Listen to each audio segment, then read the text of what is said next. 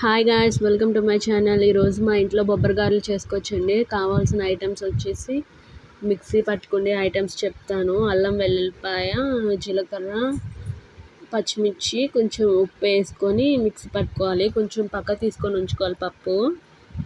ఆ మిక్సీ ఆడిన దాంట్లోని ఆ పప్పు వేసేయాలి. వేసేసి బాగా మిక్సింగ్ చేసి ఆనియన్స్ కూడా వేసేయాలి.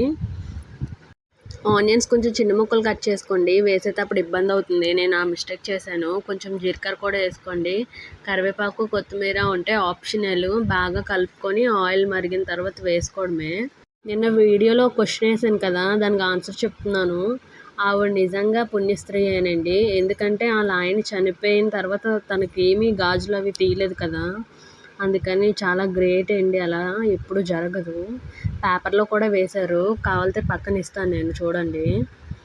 భర్త చనిపోయి కూడా విధవరాలు అవ్వకుండా అలా వెళ్ళిపోవడం చాలా గ్రేట్ అంట.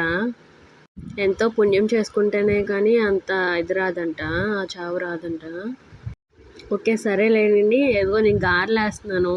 అవి ఉల్లిపాయలు ఎక్కువ పెద్దగా కట్ చేసేయడం వల్ల అలా చూడండి రావట్లేదు సరిగ్గా. అలా వేసేస్తున్నాను ఏదోలాగా.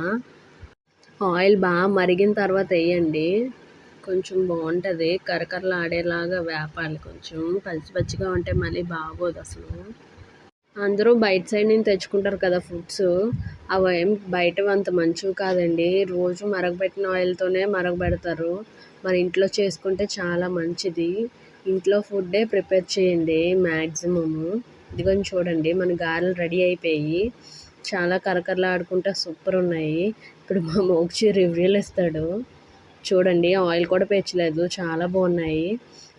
అడవి తినే వరకు ఆగలేకపోయాడు, కాలిపోయింది పాపం. తిని సూపర్ ఉందని చెప్పాడు. ఓకే గాయస్, లైక్ చేయండి. Bye guys.